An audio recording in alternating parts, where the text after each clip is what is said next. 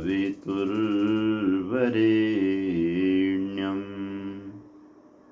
भर्गो देवस्य धीमहि धियो यो नः प्रचोदयात्।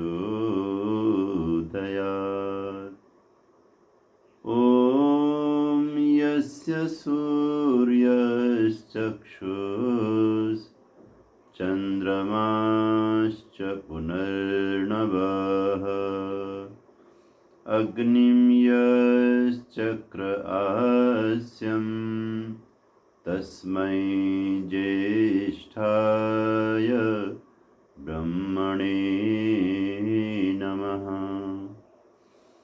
ब्रह्मणे नमः। ब्रह्मणे नमः। तेरी कृपा के बिना हे प्रभु मंगलमूल पत्ता तक हिलता नहीं, खिले न कोई फूल। वसुदेवसुतं देवं कंसचाणूरमर्दनं देवकी परमानन्दं कृष्णं वन्दे जगद्गुरुम्। कृष्णं वन्दे जगद्गुरुम्। कृष्णं वन्दे जगद्गुरुम्। दया तथा आनंद से पूरित जिनका नाम, ऐसे ऋषिवर को मेरा बारंबार प्रणाम। ओम शांति शांति शांति। उपस्थित पवित्र आत्माओं, ये बड़ा ही सौभाग्य का विषय है कि हम आपके साथ क्रमशः इस आर्य संदेश टीवी के माध्यम से भगवान कृष्ण की अमर वाणी भगवद गीता की कथा का प्रसाद आप सबके समक्ष रख रहे हैं। कल हमने भगवद गीता के दूसरे बड़े अध्याय का, भगवद गीता में 2 अध्याय बड़े बड़े हैं। सबसे बड़ा अध्याय आखिरी अध्याय है, 18वां अध्याय। उसके बाद जो दूसरा बड़ा अध्याय है, ये दूसरा ही है, जो कि सांख्य योग है, जिसका प्रारंभ हमने कल किया। और आइए, कल हमने जो 5 श्लोकों की कथा सुनी थी, उसके बाद आज 6ठे श्लोक से कथा को आगे बढ़ाएंगे। लेकिन उससे पहले इस अमर ग्रंथ की महिमा की पंक्तियाँ जो बड़ी ही मार्मिक हैं। श्री कृष्ण जी ने, ये कोई साधारण संवाद नहीं है, ये कोई साधारण चर्चा नहीं है, ये तो ज्ञान की गंगा है। और इस ज्ञान की गंगा का गुणगान हम जितना करें उतना ही कम है। आइए,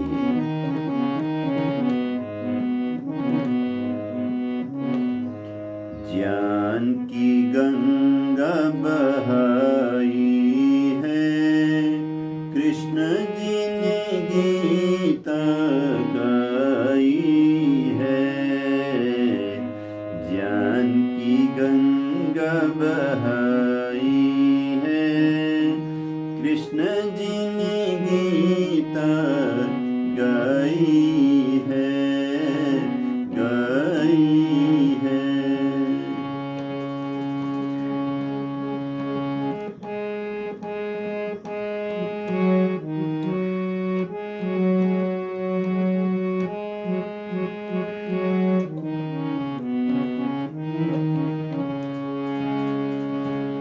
पढ़कर गीता स्नान करें, सच्चिदानंद का ध्यान करें, यही तो सच्ची कमाई है। कृष्ण जी ने गीता गाई है। जहाँ से मैं इस पवित्र वाणी की सेवा कर रहा हूँ, पावन जल की गंगा भागीरथी गंगा के तट पर वैदिक योग आश्रम हरिद्वार से मैं आपसे मिल रहा हूँ। युगों युगों से हमारे पूर्वज गंगा स्नान के लिए अति श्रद्धा से न जाने कहाँ कहाँ से पूरे विश्व भर से यहाँ आते हैं। लेकिन समझने की बात है कि केवल जल से स्नान करने से आत्मा का पूर्ण उद्धार नहीं हो सकता। महर्षि मनु जी कहते हैं, अद्भिर गात्राणि सुंदर। हाँ, अच्छे साफ शुद्ध पावन जल से जब तुम नहाते हो तो तुम्हारे गात्र, तुम्हारे शरीर के सभी अंग निर्मल हो जाते हैं। लेकिन मन को निर्मल करने के लिए तो तुम्हें ज्ञान की गंगा में जाना ही पड़ेगा। तो भागीरथी गंगा का महत्व इसलिए था कि यहाँ आके स्नान करके हम ज्ञान की गंगा में भी डुबकी लगाते थे, वेद पढ़ते थे, गीता पढ़ते थे, गायत्री जपते थे, यज्ञ करते थे। और वही परंपरा फिर से गंगा जी के तट पर आनी चाहिए, ऐसा हमारा प्रयास है। पढ़कर गीता स्नान करें, सच्चिदानंद का ध्यान करें, यही तो सच्ची कमाई है।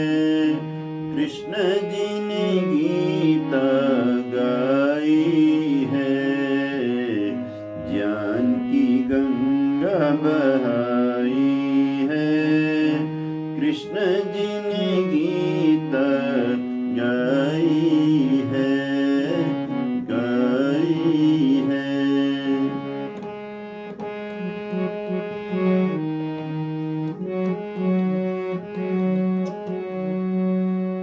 कर्म से जीवन ज्योत जले, हानि लाभ का खेल चले, किस्मत अपनी बनाई है। कृष्ण जी ने गीता गाई है, ज्ञान की गंगा बहाई है। कृष्ण जी ने गीता गाई है, कृष्ण जी ने गीता गाई है, गाई है। बोलिए नंद नंदन योगेश्वर श्री कृष्ण भगवान की जय। ऐसी गीता गाई, ऐसा ज्ञान का रस बहाया कि हमेशा हमेशा के लिए मनुष्यों की तरह तरह की उलझनों का निवारण इस ज्ञान के माध्यम से सदा होता रहेगा। और आइए हम आज के पाठ को करते हैं। आज भगवद गीता के दूसरे अध्याय के 6ठे श्लोक से पाठ आगे बढ़ेगा।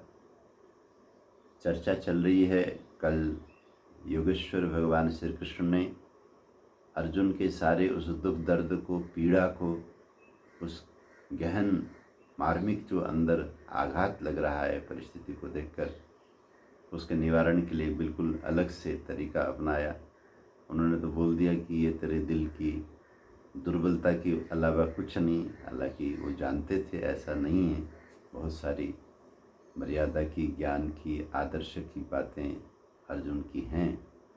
लेकिन इस विषमे समुपस्थितम, इस विषम घड़ी में उस तरफ जाना ही ठीक नहीं।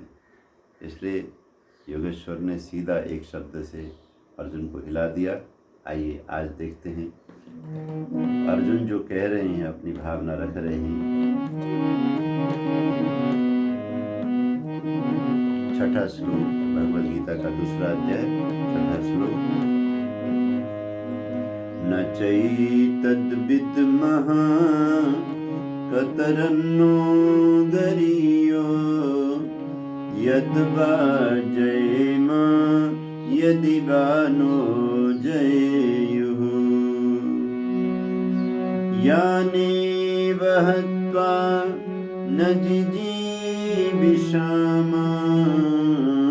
यानेव हत्वा न जिजीविषाम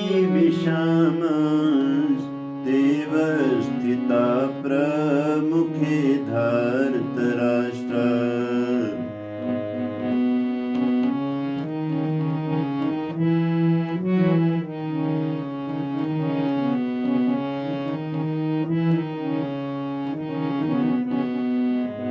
कार्पण्य दोषोपहत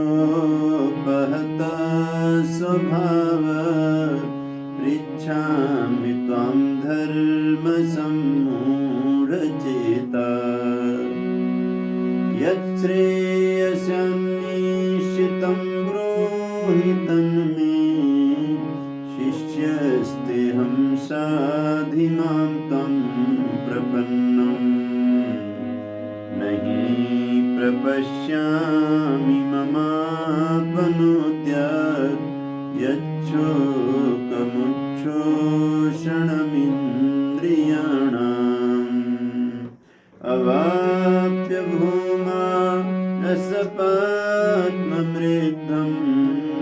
राज्यं शूराणामपि चाधिपत्यं राज्यं शूराणामपि चाधिपत्यम्। ऐसा कहकर अर्जुन ने भगवान से बोला कि इस लड़ाई को लड़ना मेरे लिए बिल्कुल भी संभव नहीं है, क्योंकि मुझे किसी भी तरह का अब राज्य नहीं चाहिए। तो ये बात जब संजय ने अर्जुन को सुनाई तो कहते हैं फिर अर्जुन को जो अनुभव हुआ है उसको लेकर के संजय ने धृतराष्ट्र के सामने एक निष्कर्ष रखा।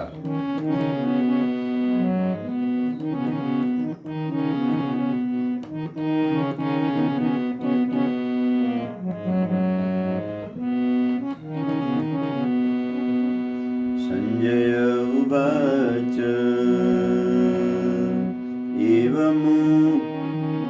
एवमुक्त्वा ऋषिकेशं गुडाकेश परन्तप। छंद बदल गया। एवमुक्त्वा ऋषिकेशं गुडाकेश परन्तप न योत्स्य इति गोविन्दं न योत्स्य इति गोविन्दम् उक्त्वा तूष्णीं बभूवः उक्त्वा तूष्णीं बभूवः।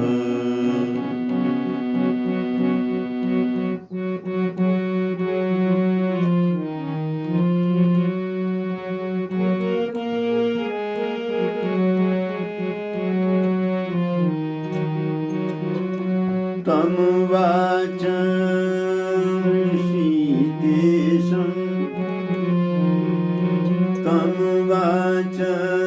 ऋषिकेश प्रहसन्निव भारत सेनयोरुभयोर्मध्ये विषीदन्तम् इदं वच विषीदन्तम् इदं वच। आपको भगवद गीता हाथ में लेकर के बैठना है, गुनगुनाना है, गाना है। अलग अलग धुन के साथ जब हमारे साथ आप गुनगुनाएंगे ये अमर वाणी आपको बहुत सहज रूप से याद हो जाएगी। देखिए कितना सुंदर इस 10वें श्लोक में कहा। तमुवाच ऋषिकेशं तमुवाच ऋषिकेशः प्रहसन्निव भारत भी आया था वहाँ द्विवचन में हृषिकेशम था, क्योंकि वहाँ अर्जुन ने कृष्ण को कुछ कहा था।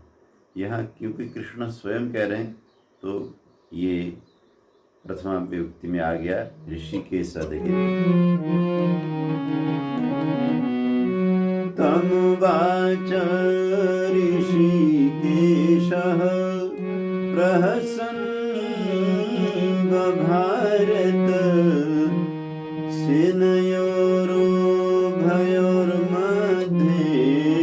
विषीदन्तमिदं वच विषीदन्तम् इदं वच विषीदन्तम् इदं वचः। आज की विराम में परमपिता परमात्मा को प्रणाम। भगवत गीता का श्रवण करना एक तरह की साधना है, योग है। देखिए नमन करते हैं उस गढ़वासी सच्चिदानंद स्वरूप भगवान को, परमात्मा को। ओम श्री परमात्मने नमः। ओम श्री परमात्मने नमः। ओम श्री परमात्मने नमः। ओम श्री परमात्मने नमः। ओम श्री परमात्मने नमः। ओम श्री परमात्मने नमः। ओम श्री परमात्मने नमः। ओम श्री परमात्मने नमः। ओम श्री परमात्मने नमः। ओम श्री परमात्मने नमः। ओम श्री परमात्मने नमः। ओम श्री परमात्मने नमः। ओम श्री परमात्मने नमः। ओम श्री परमात्मने नमः। ओम श्री परमात्मने नमः। बोलिए सच्चिदानंद भगवान की जय। बोलिए आनंद कंद ऋषि दयानंद की जय। बोलिए भारत माता की जय। युद्ध की स्थिति दुखद स्थिति है। मनुष्य के सभी समस्याओं का समाधान उसके चिंतन से, मनन से, बुद्धिमत्ता से हो जानी चाहिए। लेकिन ये देखा गया है इतनी अच्छी बुद्धि, इतने अच्छे चिंतन, इतना अच्छा उपाय सुंदर जीवन जीने का, समस्याओं के समाधान का वेदों में, शास्त्रों में उपलब्ध है। फिर भी कुछ जो आसुरी प्रवृत्ति के लोग हैं वो जानबूझकर बलात्, हठात, अहंकार से उस बौद्धिक अहिंसात्मक समाधान को दरकिनार कर देते हैं और अपनी ताकत के साथ सज्जनों के लिए बड़े बड़े संकट खड़े कर देते हैं। वैसे देखा जाए तो जब ये गीता कथा आप सुन रहे हैं तो इस समय में भी भूमंडल में बिल्कुल वही स्थिति है जो बिल्कुल महाभारत के उस युद्ध के मैदान की स्थिति थी। महाभारत का तो ये सौभाग्य था कि इतना बड़ा विश्व युद्ध एक सीमा के भीतर, एक व्यवस्था के भीतर, एक time conditioned by the time and place की लड़ाई इसी एरिया में होगी और कहीं कोई किसी से लड़ेगा नहीं, और लड़ाई इसी समय होगी, बाकी समय में कोई नहीं लड़ेगा। ये एक धर्म का पालन सब ने किया। जो अधर्मी बने हुए थे, जो पापी बने हुए थे, उन्होंने भी बहुत सारे नियमों का, युद्ध के नियमों का पालन किया। ये अलग बात है कि कहीं कहीं किसी ने नियम तोड़ा। लेकिन बहुतायत में उस नियम का पालन हुआ है। उनके इतने भयानक मारक हथियार जाकर के किसी के घर में नहीं गिरे हैं। किसी भी योद्धा ने अपना हथियार शहरों में, नगरों में, खेलते हुए बच्चों के स्कूलों में, घर संभालती हुई देवियों के ऊपर और बसी बसाई आबादी को एकदम एक ही क्षण में ध्वस्त करने की। अभी आप देख रहे हैं क्या इस नियम का, ये जो हमारा महाभारत है, हम तो कहते हैं हमारे पूर्वजों की तो लड़ाई भी एक मर्यादा में होती थी। आज हम जिस दुनिया में रह रहे हैं वहाँ तो लड़ाई तो छोड़िए, अच्छे कारोबार भी, अच्छे रिश्ते नाते भी, वो भी मर्यादा विहीन है। तो लड़ाई तो सबसे ज़्यादा गंदी लड़ाई, माने किसी भी तरह से सामने वाले के सारे सुख को किस तरह से हम आग लगाएं और उसको मटिया मेट करें, यही एक लड़ाई की परिभाषा वर्तमान में दिखाई देती है।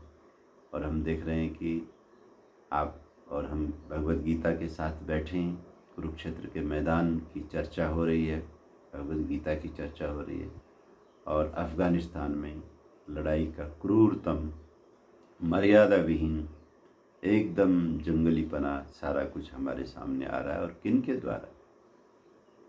अमेरिका जैसे विश्व के सबसे ताकतवर देश के माध्यम से जो वहाँ पर निर्णय लिए गए, व्यवस्थाएं की गई, और फिर अपने इतने भयानक मारक हथियार अरबों डॉलर के वो सब ऐसे उग्रवादियों को, पापियों को दे करके वो देश भागा है।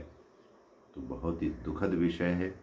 लेकिन आइए हम ये प्रार्थना करते हैं कि क्योंकि आर्य समाज परमपिता परमात्मा की इस सृष्टि को बहुत ही खूबसूरत, बहुत सुखद, सबके लिए मंगलमय और आनंदमय बनाना चाहता है, क्योंकि आर्य समाज का जो अपना आदर्श है वो है वेद, और वेद माता सबकी माँ है। स्तुता मया वरदा वेद माता, उस माँ ने इस भूमंडल के लिए जो हमें विद्या दी है, विचार दिए हैं, उन विचारों को, उस विद्या को लेकर एक एक व्यक्ति जब पृथ्वी में जीवन यापन करेगा तो ये पृथ्वी सबके लिए बहुत सुखदायी होगी। कोई लड़ाई झगड़ा करना नहीं पड़ेगा, और आप इतना कुछ खून खराबा करके जो पाना चाहते हो वो आपको प्राप्त बिना लड़ाई किए प्राप्त हो सकता है। ऐसा ज्ञान वेद माता के पास में है। तो उसी वेद ज्ञान से परिपूर्ण हमारे योगेश्वर भगवान श्री कृष्ण जो इस धरा पर आए द्वापर युग में, परित्राणाय साधूनाम विनाशाय च दुष्कृताम, जो पृथ्वी में साधुता है, अच्छाई है, दिव्यता है, मानवता है, उसकी किसी भी कीमत पर रक्षा की जानी चाहिए, नहीं तो सृष्टि बनाने का उद्देश्य ही व्यर्थ हो जाएगा। और उसके लिए जो पापी लोग हैं उनका निग्रह किया जाना चाहिए। इसलिए बहुत प्रयास करने पर भी, आप महाभारत को पढ़ करके देखिए, योगेश्वर श्री कृष्ण के लिए ये कोई नया युद्ध नहीं, बहुत बड़े बड़े युद्ध उन्होंने अलग अलग जगहों में लड़े हैं और केवल धर्म की रक्षा की।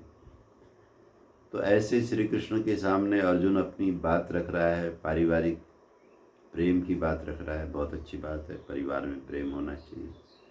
बड़ों के प्रति श्रद्धा की बात रख रहा है, बहुत अच्छी बात है, श्रद्धा होनी चाहिए। जो नगर समाज सुसज्जित हैं उनमें कोई कष्ट नहीं आना चाहिए, बच्चों के ऊपर बच्चे अनाथ नहीं होने चाहिए, देवियाँ विधवा नहीं होनी चाहिए। प्रत्येक घर में जो नर नारी का संतुलन है, क्योंकि ये सृष्टि जैसे हम चलते हैं तो हमें दोनों टांगें चाहिए। एक टांग भी अगर हमारी टूट जाएगी तो दूसरी टांग भी संकट में पड़ेगी। ऐसा कैसे हो सकता है? ठीक इसी तरह जो मानव समाज है उसके दो पिलर हैं, दो स्तंभ हैं, एक नर जगत, दूसरा नारी जगत। तो इस युद्ध के मैदान में करोड़ों करोड़ों पुरुषों के मर जाने से जो पृथ्वी में करोड़ों देवियाँ होंगी, नारियाँ होंगी, बेटियाँ, बहुएं, माताएं, सबका जीवन संकट में पड़ेगा। ये तुम्हारी बात ठीक है मेरे अर्जुन। तो लेकिन अर्जुन को बड़ी इच्छा थी कि इन गहरी बातों पर ठाकुर कन्हैया बांके बिहारी ध्यान देंगे और कहेंगे अर्जुन तू बहुत अच्छा कहता है, तेरी बात बहुत अच्छी लगी, लेकिन ऐसा कुछ कहा नहीं। उन्होंने तो इन सारी बातों को एक छोटी सी बात से गठरी बांधकर एक तरफ डाल दिया और बोल दिया कि क्षुद्रम हृदय दौर्बल्यम त्यक्तोत्तिष्ठ परंतप, ये तेरे दिल की कमजोरी है और कुछ है नहीं। तो कहते हैं जब ये बात कही, इतना हल्का कर दिया भगवान ने, तो अर्जुन से रहा नहीं गया। और अर्जुन ने कल बात शुरू की थी, उन्होंने कहा था कि गुरुओं को बिना मारे भिक्षा मांग करके भी अब अगर जीना होगा तो वो मुझे मंजूर है, लेकिन मारना मंजूर नहीं। उसी चर्चा को, अब भावना को आगे बढ़ाते हुए कहते हैं न चैतद विद्मः कतरन्नो गरीयो। और इस श्लोक में आकर जो ऊपर उन्होंने एक निर्णय सा रखा भगवान के सामने कि भिक्षा लेकर जीवन यापन करना अच्छा लगेगा मुझे, न कि अपने गुरुजनों को, भीष्म द्रोण आदि पितामह आदि को, गुरुजनों को कष्ट देना। तो कहते हैं न चैतद विद्म कतरन्नो गरीयो। हमें तो हे श्री कृष्ण ये नहीं समझ में आ रहा है कि कौन सी बात सही है। यद्वा जयम, कि हम इनको जीतें ये अच्छा है या ये हमको जीतें ये अच्छा है। वाह अर्जुन, कमाल हो गया, इतनी दया, इतनी करुणा। कहते न चैतद विद्मा कतरन्नो गरीयो यद्वा जयेम यदि वा नो जयेयो, कि ये हमें समझ में नहीं आ रहा है इन दोनों बातों में से कौन सी बात श्रेष्ठ है, उत्तम है। कि एक तो यह है कि हम इनको जीतें लड़ाई लड़के, या इस लड़ाई में ये हमको जीतें। क्योंकि हे श्री कृष्ण बात यह है यानी वहत्वा न जिजीविषामा तेव स्थिता प्रमुखे धार्तराष्ट्राः। जिनको मार करके हम स्वयं जीना नहीं चाहते, वो धृतराष्ट्र के परिवार के सब लोग हमारे सामने खड़े, क्योंकि इनका जीवित होना हमारे लिए बहुत जरूरी है। क्योंकि हे श्री कृष्ण ये हमारा परिवार है, ये हमारे भाई हैं। और आगे कहा कार्पण्य दोषोपहत स्वभावः पृच्छामि त्वां धर्म सम्मूढ़ चेता। अगला जो श्लोक है बहुत ही ऐतिहासिक श्लोक है, बहुत ही मार्मिक श्लोक है। क्योंकि इस छठे श्लोक में उन्होंने अब से पहले कही हुई अपनी सारी बातों का एक निचोड़ सा रखा कि हालात ये हैं मेरे मन के, मेरी बुद्धि के, मेरी सोच के, कि याने वहत्वा न जिजीविषाम तेव स्थिता प्रमुखे धार्तराष्ट्रा।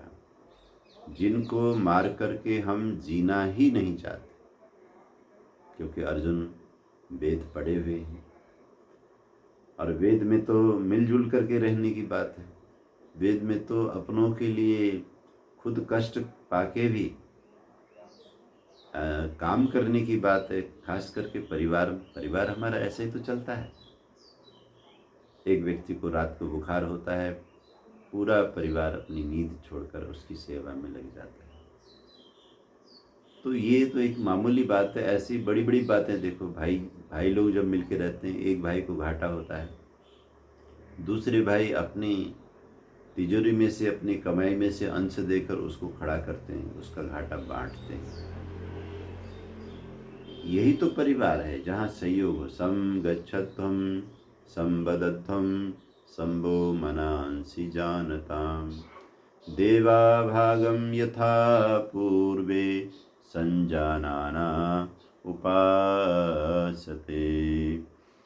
वेद माता ने जो बात कही, उस बात पर वीरवर अर्जुन पूरी तरह से डटे हुए हैं और उनका तर्क बहुत मजबूत है कि एक अच्छे इंसान का कर्तव्य है कि अपनों के साथ मिल कर के रहे।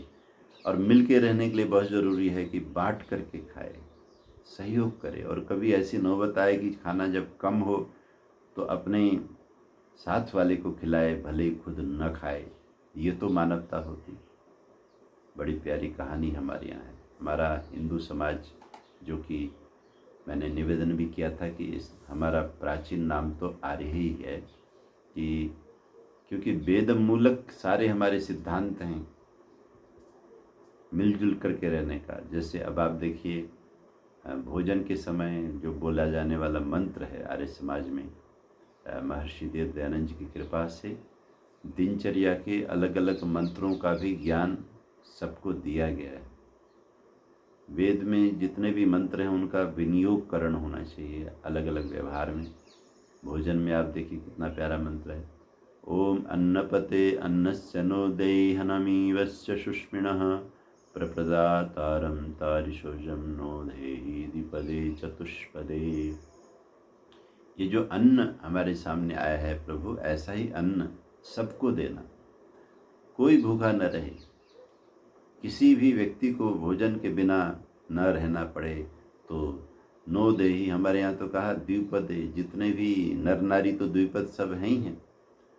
चतुष्पदे, जितना भी पशु पक्षी जगत है उनको भी आहार जरूर मिले, सबके लिए भोजन मिले। और उसके लिए प्रयास भी करते हुए अपनी तरफ से बलि वैष्णोदेव निकालना, टैक्स निकालना गवर्नमेंट के लिए, समाज गुरुकुलों आश्रमों आदि के लिए धन निकालना, ये तो हमारे संस्कार है। और जिस समय ये भोजन पूरा करता है वैदिक भक्त, तो लास्ट में फिर एक और मंत्र बोला जाता है, ओम मोघमन्नम विन्दते अप्रचेता सत्यम ब्रवीमि बधैत सतस्य नारिमणम पुष्यति नो सखायम केवलाघो भवति केवलादि।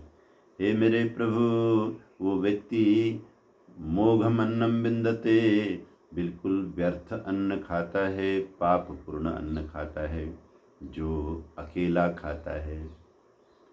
आप अकेला कमा तो सकते हो, अकेला खा नहीं सकते। हमारी संस्कृति देखिए, खाना हमेशा बांट करके है, और बांटोगे किस में? जब अपने होंगे तभी तो बांटोगे। तो इसलिए कहा कि याने वहत्वा नजजी विषाम, जिनको मार करके हमें हमारे जीने का कोई मतलब ही नहीं, वो मेरे सामने खड़े हो गए। हे श्री कृष्ण, ये मेरी समस्या हो गई। कहते हैं ना, जब आपकी वृत्ति दैवी होती है तो बांटना आपके लिए आसान हो जाता है, और जब आपकी वृत्ति आसुरी हो जाती है तो बांटना आपके लिए बहुत मुश्किल होता है। एक बढ़िया काम जो किसी व्यक्ति का सहज है, वो अनजाने में ही कर देता है, उसके बिना किए कुछ वो कर ही नहीं सकता है, वही सहज सा काम जो आसुरी प्रवृत्ति का व्यक्ति है। क्योंकि कौरव लोग असुर बन गए। द्वापर युग का ये दुर्भाग्य है कि इन असुरों ने इतने सारे लोगों को अपने साथ जोड़ भी लिया है। युद्ध के मैदान में अब आप देखिए, ज़्यादा संख्या असुरों की। और आज फिर से इस धरा पर हम देख रहे हैं कि आसुरी प्रवृत्ति का चारों तरफ बोलबाला हो रहा है। हम भगवद गीता की कथा सुनते हुए, वेद पढ़ते हुए, यज्ञ करते हुए इन संस्कारों को, इन विचारों को जगाएं, जन जन तक पहुंचाएं। तो मुझे बहुत अच्छा लग रहा है कि आर्य संदेश टीवी अपनी ऐतिहासिक धरोहर को, श्रीमद् भगवद गीता को, महाभारत के उन उज्ज्वलतम पक्षों को जनता के सामने ला रही है। तो कहते हैं बहुत अच्छा प्रसंग है। प्रजापति के पास में एक बार असुर लोग गए। बिल्कुल ठीक है, प्रजापति माने परमपिता परमात्मा। लेकिन जब किसी गहन बात को समझाना होता है तो हमारे यहाँ एक वैदिक विधा रही है कि शक्ति का व्यक्तिकरण। तो परब्रह्म परमात्मा तो सर्वव्यापक हैं, लेकिन उस सर्वव्यापक भगवान की गतिविधि को समझाने के लिए कथा में व्यक्तिकरण किया जाता है। तो कहते हैं प्रजापति माने परमात्मा, उन्होंने, और उसकी परिकल्पना होती है, उसकी विधा होती है, उसके स्वरूप होते हैं, है वो शक्ति, लेकिन समझने के लिए हम उसको बना रहे हैं व्यक्ति। तो प्रजापति के पास में असुर लोग गए। असुर माने इस पृथ्वी के जैसे पापी लोग हैं, असुर लोग हैं जितने भी, वो गए। जाकर के कहते हैं कि हे प्रजापति, आप तो सबके पिता हो, फिर भी आप भेदभाव करते हो। जबकि वेद शास्त्रों में विधान है कि अपनी संतानों में भेदभाव नहीं करना चाहिए, माता पिता को आप भेदभाव करते हो। प्रजापति को बहुत विचित्र लगा कि मैं क्या भेदभाव कर रहा हूँ भाई। कहने लगे जब भी किसी तरह का कोई समारोह होता है तो देवताओं का ही सम्मान होता है, देवताओं की चर्चा होती है, देवताओं को ही सुविधाएं दी जाती हैं और हमारी उपेक्षा की जाती है। जबकि आपकी सृष्टि में जिस तरह से देवता हैं ऐसे हम लोग असुर भी हैं, हम भी तो आपकी सृष्टि की रचना है। तो प्रजापति कहने लगे कि वत्स बात तो तुम्हारी ठीक है, इसलिए ऐसा है कि मैं ना आने वाली पूर्णिमा के दिन एक ब्रह्म भोज कर रहा हूँ, प्रीति भोज कर रहा हूँ। उस प्रीति भोज में मैं तुम्हें भी बुलाऊंगा और मैं देवताओं को भी बुलाऊंगा, और मैं देखना कि पहले तुम्हें असुरों को भोजन कराऊंगा, उसके बाद उनको भोजन कराऊंगा। तब तुम्हारी तसल्ली हो जाएगी ना कि मैं तुम्हें इज्जत देता हूँ, मान देता हूँ। पहले तुम्हें भोजन दिया जाएगा तो प्रथम स्थान तुम्हारा होगा। कहते हैं असुर बहुत खुश हो गए। असुरों ने अपने समाज के बीच में खूब प्रचार कर लिया कि हमने तर्क से प्रजापति को इस बात के लिए तैयार किया है कि हम जो हैं देवताओं से भी पहले के हैं, हमारा मान जो है देवताओं के से भी अधिक होना चाहिए या देवताओं के बराबर होना चाहिए, देवताओं से पीछे तो हम क्यों रहें। तो प्रजापति मान गए हैं, प्रीति भोज होगा तो उसमें हम सब चलेंगे। तो निर्धारित पूर्णिमा का दिन आया और बहुत भीड़ के साथ प्रजापति के महल में, जहाँ व्यवस्थाएं थी हजारों हजारों लोगों के लिए भोजन इत्यादि की, वहाँ असुर लोग पहुँच गए, सारे असुर पहुँच गए। और वहाँ जब वो पहुँच गए देवता भी आ गए, क्योंकि ब्रह्मा ने देवताओं को भी निमंत्रण किया हुआ था, क्योंकि असुरों के बहुत बड़े प्रश्न का समाधान आज प्रजापति को देना था। तो कहते हैं भोजन की पंक्ति बिठाई गई। सबसे पहले, जैसा कि प्रजापति ने कहा था पहले असुरों को खिलाया जाएगा, तो दो दो की पंक्तियाँ, यानी कि दो पंक्ति में आमने सामने करके, जैसे इधर एक पंक्ति बैठ गई, उसका मुख सामने वाले की तरफ है, सामने वाले का मुख इनकी तरफ है, पंक्तियाँ लगा दी गई, सैकड़ों पंक्तियाँ लग गईं। लेकिन इसी बीच में एक घोषणा की गई कि हे असुरों, आज का जो प्रीति भोज है वो अलग तरह का है।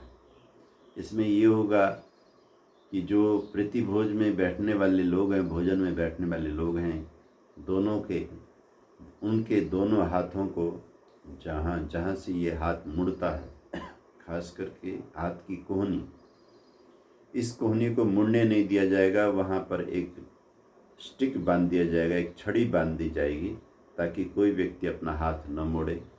आज का प्रीति भोज जो है बिना हाथ को मोड़े हुए ही खाना होगा। तो बड़ी आश्चर्य की बात थी। सैकड़ों सेवक आ गए, छोटे छोटे स्टिक लेकर के आ गए, सबके बाजुओं में 3-3 फुट का 2-2 फुट का वो छड़ी जो है वो बाजू में बांध दिया गया, जिससे कि कोहनी मुड़े नहीं। तो सब लोग चकित भी हैं, तो सोच भी रहे हैं कि हाथ अगर मुड़ेगा नहीं तो खाना कैसे खाएंगे। लेकिन चलो अब व्यवस्था है, भूख लगी हुई थी, बहुत दूर से चल के आए थे। तो कहते हैं जब ये छड़ी बांधी गई और थाली में बहुत ही स्वादिष्ट व्यंजन, तरह तरह के पूरियाँ, छोले, कचौरी, नाना प्रकार के पुलाव इत्यादि, खीर इत्यादि तरह तरह के व्यंजन परोसे गए कि मुंह में सबके पानी आ गया। क्या बढ़िया आज प्रजापति के यहाँ खाने को मिलेगा। लेकिन बंधुओं, जिस हाथ से खाना है वो हाथ तो मुड़ता नहीं। तो कहते हैं सब थोड़ा पीछे होके बैठ गए, ताकि अपने हाथ को उसके पास में करें और किसी तरह से ऊपर से उस खाने को अपने मुंह में डालें। तो लोग कोशिश करते रहे, लेकिन गजब ये हुआ कि आधा पौना घंटा सैकड़ों लोग लगे रहे। खाना उठा, कभी सिर में गिरा, कभी बाजू में गिरा, कभी किसी के ऊपर गिरा, मुख में नहीं गया, कोई भी खाना खा नहीं सका, क्योंकि हाथ मुड़ा नहीं। आप सोच करके देखिए, परमपिता परमात्मा ने हमारे शरीर के जॉइंट कितने नाप तोल के बनाए। इसलिए कहते हैं ना, परमात्मा सबसे बड़ा साइंटिस्ट है। आजकल लोग रोबोट बनाने वाले साइंटिस्टों को बहुत मानते हैं, उतना भी तुम परमात्मा को मानो तो तुम्हें गायत्री जपने से, संध्या करने से, हवन करने से कभी तुम्हारा मन खिन्न नहीं होगा। तुम्हें खुशी होगी कि हम उस भगवान की आराधना कर रहे हैं जिसने हमें इतना सुंदर शरीर दिया। ध्यान रखना, जिसका उपकार आपको समझ में आता है उसकी सेवा करने में, उसकी आज्ञा पालन करने में आनंद ही आता है। क्योंकि आपको उपकार का पता नहीं, इसलिए आपको दिक्कत होती है संध्या करने में, जप करने में, दान पुण्य करने में, उसकी आज्ञा पालन करने में, वेद पढ़ने में। तो दिक्कत क्या है? दिक्कत यह है कि वो इतने बड़े उपकारी हैं कि उन्होंने हमें अद्भुत चीज़ें दी हैं, लेकिन वो कभी आकर के हमें कहते नहीं कि तू मुझे याद नहीं करता। तो कहते हैं प्रजापति की व्यवस्था में असुर लोगों ने बहुत कोशिश की 1 घंटे तक कुछ खाएं, भूख भी बहुत लगी थी, भोजन भी बहुत स्वादिष्ट था, लेकिन बंधे हुए हाथ के कारण कुछ खाया नहीं गया। तो उनको गुस्सा बहुत आया, प्रजापति की व्यवस्था पर बहुत गुस्सा आया। असुरों के लीडर ने वहाँ से उठ करके, जैसे वो उठे तो उनके हाथ फिर खोल दिए गए कि उठते ही खोल दिए जाएंगे, क्योंकि भोजन पूरा हो गया। सफाइयाँ शुरू हो गईं और प्रजापति से असुरों ने कहा कि ये आपने हमारा बहुत बड़ा अपमान किया है। प्रजापति कहने लगे, हे असुरों, हम क्यों किसी का अपमान करें? हमने तो एक व्यवस्था बनाई है, और जो व्यवस्था आपके लिए बनाई है वही व्यवस्था देवताओं के लिए भी रहेगी। इसलिए आप बिल्कुल निश्चिंत रहें, आपके साथ कोई पक्षपात नहीं होगा। आपका तो बल्कि सम्मान किया गया कि आप पहले भोजन करें। तो ये अलग बात है कि आप भोजन कर नहीं पाए। आप देखते हैं देवता लोग करते नहीं करते, लेकिन आपके साथ कोई पक्षपात नहीं होगा, क्योंकि सवाल देवता और असुर का है। तो कहते हैं सारी सफाई करने के बाद तत्काल सैकड़ों कार्यकर्ताओं ने दोबारा से पंक्ति लगा दी, दोबारा से इसी तरह डबल लाइनों में देवता बैठ गए। वो सारी जो समस्या चल रही थी, असुरों के साथ हाथ बंधे हुए होने के कारण कुछ न खा पाने की जो समस्या थी, उसका उपाय देवताओं ने मन ही मन सोच ही लिया। तो कहते हैं जैसे ही दोनों पंक्ति लग गए, थालियों में तरह तरह के खुशबूदार बहुत स्वादिष्ट व्यंजन परोसे गए, और फिर उसी तरह देवताओं के भी जब हाथ बांध दिए गए, तो देवताओं ने एक दूसरे से कहा कि देखो, इस समस्या का एक ही समाधान है। मेरा हाथ जो बंधा हुआ है मेरी थाली में तो नहीं जाता ठीक से, लेकिन तुम्हारी थाली में जाता है। इसी तरह तुम्हारा हाथ तुम्हारी थाली में तो नहीं जाता, लेकिन मेरी थाली में आता है। तुम ऐसा करो, अपने हाथ से मेरी थाली से मुझे खिला दो, और मैं तुम्हारी थाली से तुम्हें खिलाऊंगा। एक भी दाना अन्न का बाहर गिरेगा भी नहीं, और सारे व्यंजन हम खा भी लेंगे। वाह, क्या सुंदर टेक्निक थी। एक टेक्निक के न जानने से असुर जो है भूखे रह गए, और एक टेक्निक को जानने से सारे देवताओं ने बड़े मज़े से खाना खा लिया और तृप्त हो गए। इस नज़ारे को देख करके असुर एकदम सन्न रह गए कि अरे, ये काम तो हम भी कर सकते थे। तो जब ये सब हो गया, तब प्रजापति ने कहा कि हे असुरों, मुझे दुख है कि आप लोग स्वार्थ के कारण केवल अपने बारे में सोचते रहे कि ये उठा के मैं ही खाऊं। आपके दिमाग में किसी के भी, इतनी बड़ी हजारों की भीड़ में किसी के दिमाग में भी नहीं आया कि नहीं, मैं दूसरे को खिलाऊं। तो दूसरे के खिलाने की भाव आते तो आप भी देवताओं की तरह खाते।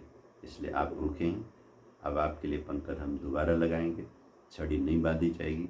आप भोजन जरूर कीजिए, लेकिन मुझे आपको शिक्षा देनी थी कि इस दुनिया में, इस संसार में देवताओं की ही हमेशा प्रतिष्ठा क्यों होती है? उनके गुणों की वजह से होती है। और उनका गुण क्या है? खिला के खाना, दूसरों की सुविधा को देखकर सुविधा देके सुविधा लेना। और तुम्हारी सारी समस्या यह है कि तुम अपनी इच्छा के लिए, अपने उदर के लिए, अपनी अभिलाषा के लिए जीते हो, किसी दूसरे का दुख तुम देखते नहीं हो। आज हम देख रहे हैं कि तालिबान, अल-कायदा, ये जो बड़े बड़े जैसे मोहम्मद, ये जो उग्रवादी, आत्मघाती, ये लोग जो कुछ कर रहे हैं, इसमें इनको जरा भी दूसरे की तकलीफ़ का बोध है? क्या बीतती होगी। अफगान की लड़की ने यहाँ दिल्ली में आकर के कहा कि देखो, तालिबानी लोगों ने मेरी दोनों आंखें निकाल दी एक छोटी सी बात के ऊपर। अब आप देखो, उस छोटी सी बात का इतना बड़ा उन्होंने मुझे दंड दिया। मैंने सिर्फ एक प्रश्न पूछा था उसके ऊपर ये दंड मुझे दिया। तो ये आसुरी प्रवृत्ति जो होती है, ये प्रवृत्ति कभी दूसरे के दुख के बारे में सोचती नहीं है, हमेशा अपने सुख के बारे में सोचती है। आप देखना, ये असुर लोग मिलकर के कितना भी बड़ा देश बना लेंगे, लेकिन कभी वहाँ सुख शांति होने वाली नहीं है। हमेशा मृत्यु का ही चित्कार कहीं न कहीं गूंजता रहेगा। तो हम भगवत गीता का संवाद याद रखते हुए कि अर्जुन की भावना बहुत अच्छी है, याने वहत्वा न जीविषाम, जिनको मार करके हमें जीने का कोई मतलब ही नहीं। जब हमारे घर के लोग होंगे नहीं, जिनको हमने खिलाना है, जिनको कमा के देना है, जिनके साथ उत्सव करने हैं, जिनके साथ यज्ञ याग करना है, वही लोग जब खत्म हो जाएंगे तो फिर जीने का मतलब क्या रह जाएगा। तो भाव बहुत गहरे थे। इसी भाव को अगले 7वें श्लोक में अर्जुन ने रखा। कहते हैं, कार्पण्य दोषोपहत स्वभाव, पृच्छामि त्वां धर्म सम्मूढ़ चेता, यच्छ्रेयस्यान्निश्चितं ब्रूहि तन्मे, शिष्यस्तेऽहं शाधिमां त्वं प्रपन्नम्। प्रजापति के प्रीति भोज में आए हुए असुर लोग जब बात को समझ गए तो अत्यंत शर्मिंदा होकर सिर झुका के पिता प्रजापति को प्रणाम करके कहते हैं, हे पिता, आपकी कोई गलती नहीं है, गलती हमारी है।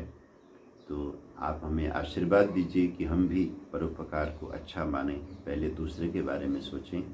तो हमेशा हमेशा के लिए उनको उत्तर मिल गया। और ये संवाद, ये कथा छोटा सा बच्चा भी बैठ करके सुन सकता है, इसलिए कथाओं का बड़ा भारी महत्व है। कभी कभी बड़े बड़े वेद के गहन के मंत्र समझ में नहीं आते साधारण आदमी को, लेकिन उसका अगर कथाकरण कर दिया जाए, उदाहरण दे दिया जाए, वो स्पष्ट हो जाता है। तो इसलिए जितनी भी कथाएं, मधुर कथाएं हैं, इसका महत्व हमेशा बना रहना चाहिए। तो कहते हैं, कार्पण्य दोषोपहत स्वभाव, पृच्छामि त्वां धर्म सम्मूढ़ चेता, यच्छ्रेयस्यान्निश्चितं ब्रूहि तन्मे, शिष्यस्तेऽहं शाधिमां त्वं प्रपन्नम्। ये जो दूसरों के प्रति प्यार है, औरों के प्रति, अपनों के प्रति जो स्नेह है, इस कार्पण्य दोष की वजह से मेरा जो क्षत्रिय स्वभाव है, मेरा जो दुष्टों को नष्ट करने का कठोर स्वभाव है, जो क्षत्रिय का होना चाहिए, वो मेरा स्वभाव बिल्कुल मारा गया है। मैं धर्म के विविध प्रकार के प्रश्नों से उलझन में पड़ गया हूँ। सम्मूढ़ चेता, किसी निर्णय में मैं नहीं जा पा रहा हूँ।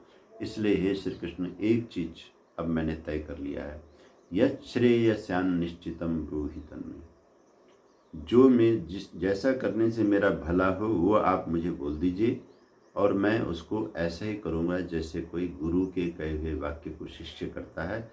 इसी समय से अहम ते शिष्य। अब बाकी सब रिश्तों को छोड़ो, मित्रता, रिश्तेदारी, सब चीज़ें छोड़ो। अब मैं आपका शिष्य हूँ। आप मुझे एक सद्गुरु जो अपने शिष्य पर अपना अनुशासन लागू करता है, ऐसे मुझ पर लागू कीजिए। इसलिए ये जो गुरु शिष्य परंपरा है, ये वैदिक परंपरा है। कौन कहता है कि आर्य समाज गुरु को नहीं मानता है? और जो आर्य समाजी भाई या प्रवक्ता, लेखक, राइटर गुरु शिष्य परंपरा के विरोध में सोचते, बोलते हैं और सद्गुरुओं का खंडन करते हैं, वो वास्तव में ऋषि दयानंद जी को समझते ही नहीं।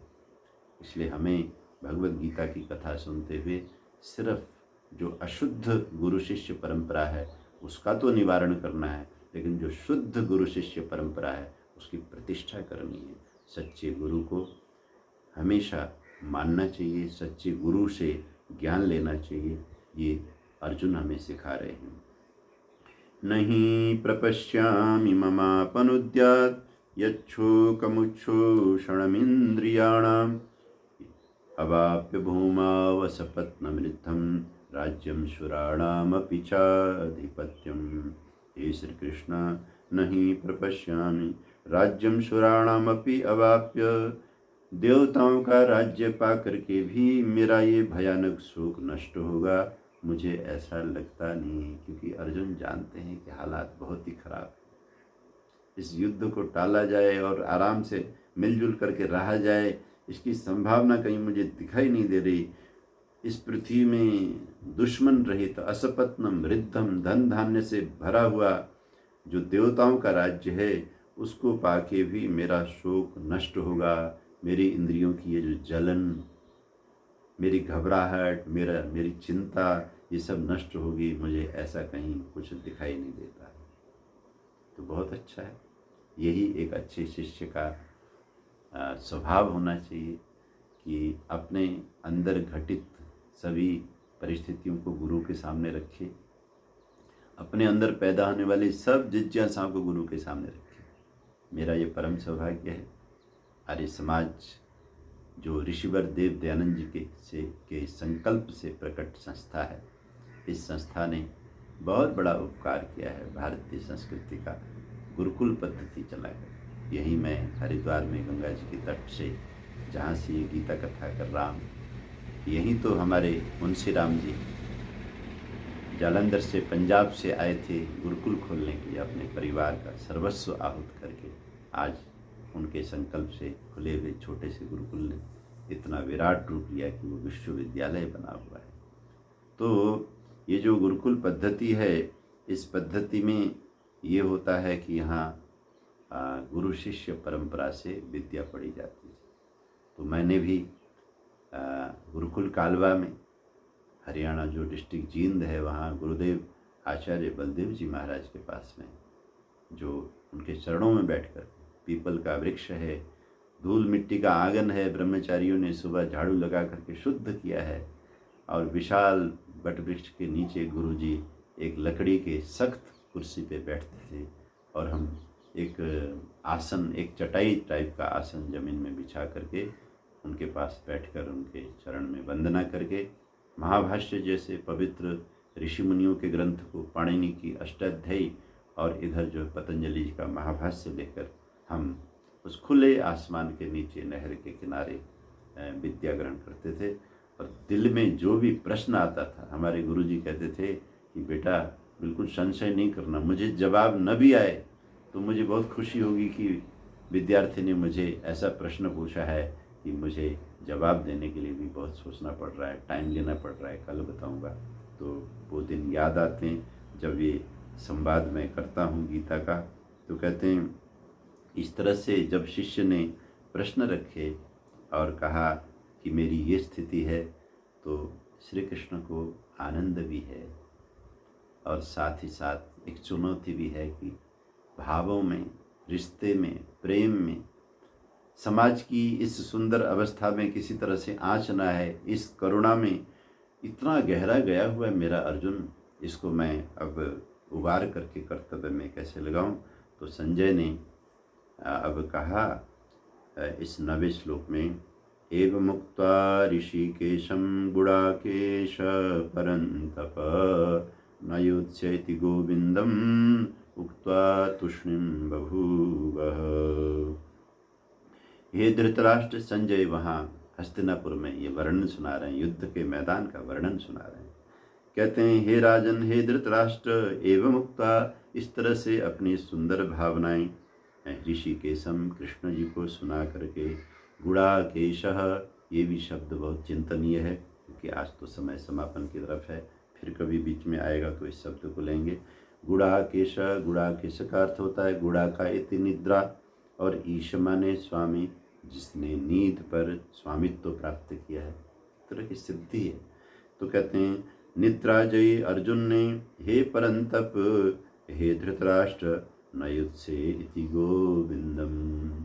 यहाँ कृष्ण का नाम गोविंद आया, तभी तो हम कहते हैं श्री कृष्ण गोविंद माधव की। तो कहते हैं न युत्से इति गोविंदम, मैं अब लड़ाई बिल्कुल नहीं लड़ूंगा, ऐसा गोविंद को कह करके तुष्णीं बभूवः, अर्जुन बिल्कुल चुप हो गए, मौन हो गए। अब जब अर्जुन मौन हो गए हैं तो श्री कृष्ण का अब एक तरह से कर्तव्य शुरू हो जाता है, और बहुत तरीके से ऐसे शिष्य को रास्ते पर लाना, ऐसे व्यक्ति को ऐसे, और वो शिष्य कोई साधारण नहीं है, भारत का भाग्य विधाता है।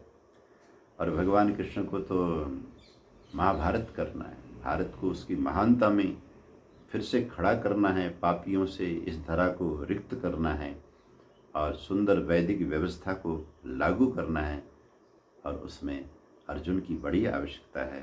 तो ऐसे अर्जुन को तमुवाच ऋषिकेशं प्रहसन्निव भारत, हे धृतराष्ट्र, ऐसे बड़े गमगीन होकर के दुख में जो चुपचाप बैठे हैं अर्जुन, ऐसे अर्जुन को ऋषिकेश अपने इंद्रियों पर नियंत्रण करने वाले भगवान कृष्ण ने ये बात हंसते हुए कही। प्रहसन, यही कृष्ण की विशेषता है। मुस्कुराहट उनके चेहरे में हमेशा है, और कभी बड़ी बड़ी समस्याओं के बीच में वो गदगद होकर हंसते भी हैं। तो सेनयोरुभयोर मध्य, दोनों सेनाओं के बीच में जो विषीदंतम, विषाद से, अंदर के तनाव से घिरे हुए अर्जुन हैं, उनको ये बातें कही। कल हमने एक कहानी शुरू की थी, और वही कहानी जो कि आज भी थोड़ी सी आगे बढ़ पाएगी, क्योंकि मैं घड़ी की सुई देख रहा हूँ आगे बढ़ चुकी है। तो जब वो व्यापारी, आपको याद होगा, जो गुजरात का ज्वेलर जाता था अपने उन पैसों को लेने के लिए, उसे कई चक्कर उसके लगे। तो रास्ते में जो सुंदर छायादार वृक्ष थे और सुंदर एक तरह की वाटिका भी थी, और पुराना कुआं था जिसमें से अब जल पिया नहीं जाता था, लेकिन कुआं पुराना था। तो उसके पास में एक वृक्ष के नीचे एक भिखारी बैठा हुआ होता था। उसको ऐसा लगता था कि देखो, एक तरफ यहीं पे मैंने कल कथा को विराम दिया था कि वो जो ज्वेलर था वो ये सोचता था कि देखो, एक तरफ मैं हूँ, भगवान ने मुझे गुजरात के इतने बड़े अमीर घर में पैदा किया, और मेरा ये हीरे मोती का काम है, गहनों का काम है, लाखों लाखों का काम है, घर में सब तरह की सुख सुविधाएं हैं, बच्चे धन दौलत का आनंद मना रहे हैं। लेकिन एक तरफ इस तरह के भी लोग देश में हैं, समाज में हैं, जिनका जन्म न जाने किस परिस्थिति में हुआ, और आज मैं देख रहा हूँ इतने दिनों से इतने चक्कर मेरे लग रहे हैं। ये आदमी यहीं बैठा हुआ भीख मांगता है, आता गया, कोई खाने की चीज़ दे देता है, कोई पैसा दे देता है, और ये इसकी स्थिति ऐसी की ऐसी।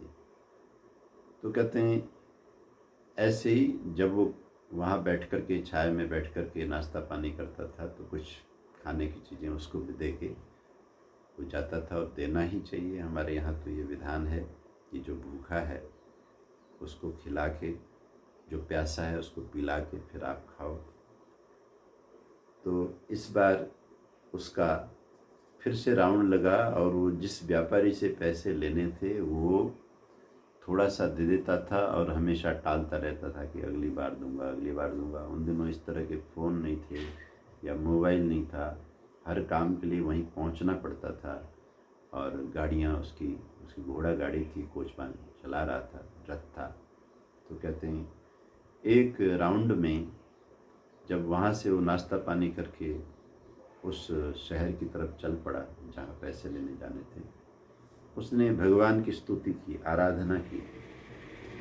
जैसे ध्यान रखना कि भगवत भक्ति हमेशा काम आती है। हमारे ईश्वर देवदयानंद जी महाराज ने जितने भी बड़े बड़े काम किए, भगवान का नाम लेकर के किए। गायत्री महामंत्र तो मानो उनके सांसों के अंदर समाहित था, उठते बैठते ओम भूर्भुवः स्वः तत्सवितुर्वरेण्यम। और आपने देखा कि जीवन के अंतिम क्षण में भी उन्होंने अपने शिष्यों से यही कहा कि भाई आप लोग मेरे आगे से पीछे हट जाइए। भिनाई की कोठी, जहाँ उन्होंने अंतिम सांस लिए और ये जीवन की लीला संपन्न की। तो अंत में भी गायत्री सुमिरन करने का ख्याल जिसको आए, विचार करके देखिए। अंत में भी गीता में कहा अंत काले चमामेव स्मरण भुक्त्वा कलेवर। तो जब सारे शरीर में भयानक कष्ट है, सारा शरीर गल रहा है क्योंकि उनको भयानक विष दे दिया गया है, और इलाज करने वालों ने भी उनके साथ धोखा किया है। आपको पता है, जो ये जिहाद रूपी क्रूर कर्म करने के लिए चले हुए लोग हैं, इन्होंने हमारी इस ऋषि परंपरा में भी कितनी बड़ी हस्तियों को, उन्हें मारने के लिए, उनको समाप्त करने के लिए क्रूर कदम उठाए। हमें तो ऐसा लगता है कि वो जो एक हकीम था जिसकी दवाइयाँ भी चलाई गई, उसने भी कोई दिल से सेवा नहीं की है। उसने भी ज़रूर ऋषि दयानंद जी महाराज के कष्ट को बढ़ाने का ही काम किया होगा। जो भी था वो तो ऋषि थे, क्षमावान थे। उन्होंने वो माँ गायत्री में रमे हुए रहते थे। उन्होंने अपने भक्तों से कहा विनायक की कुटी में आप लोग पीछे जाके खड़े हो जाइए, और उन्होंने गायत्री स्मरण करने के लिए कहा कि आप सब लोग मिलकर गायत्री जपिए। तो देखिए, ये महामंत्र ऐसा है, सुख में भी जपिए सुख बढ़ेगा, दुख में जपिए दुख घटेगा। और भगवान नाम हमेशा लेने से भगवान की उपस्थिति का आभास होता है। तो सेठ को किसी तरह का कोई दुख तो था नहीं, लेकिन सिर्फ इतना सा दुख था कि इतने चक्कर लग गए और इस बंदे ने पैसे दे के काम पूरा नहीं किया। हे भगवान, इस राउंड में, इस यात्रा में आपके चरणों में मैं प्रार्थना करता हूँ, अगर मुझे ये मेरे पूरे रुपए लौटा देगा तो जो मेरे गले में ये जो हीरे का हार है जिसकी कीमत बहुत है, ये हार जिसको मिलेगा वो उसकी सारी गरीबी दूर हो जाएगी। ये हार उस भिखारी को दूंगा जो भिखारी बेचारा पूरे जीवन भिखारी बनने के लिए मजबूर है। ऐसा संकल्प उसने किया। भगवान के खेल हैं, वो तो विश्वव्यापी हैं।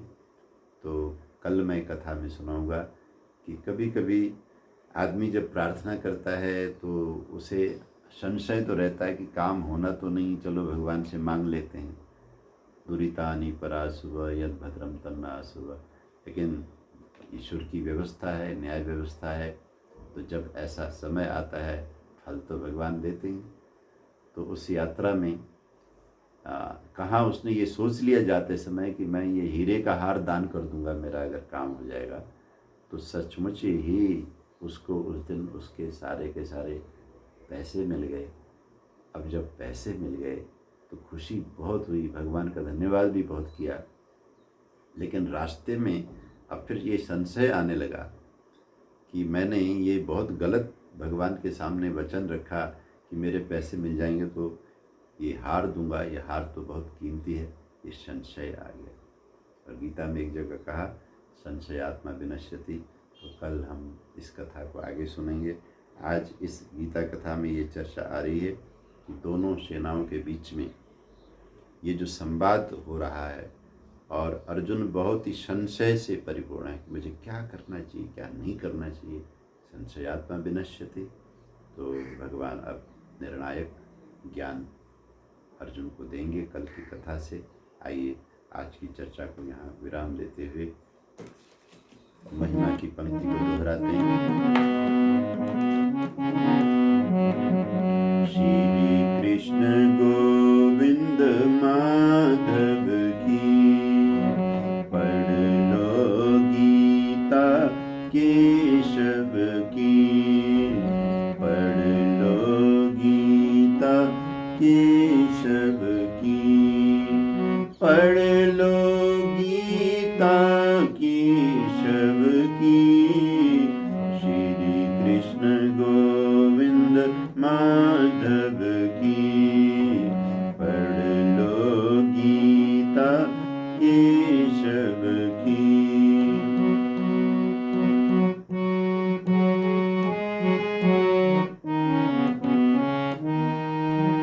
वेदों की इसमें महिमा, उपनिषदों का सार यहाँ, अमृत धेनु है ये सबकी। पढ़ लो गीता केशव की। श्री कृष्ण गोविंद माधव की, पढ़ लो गीता केशव की।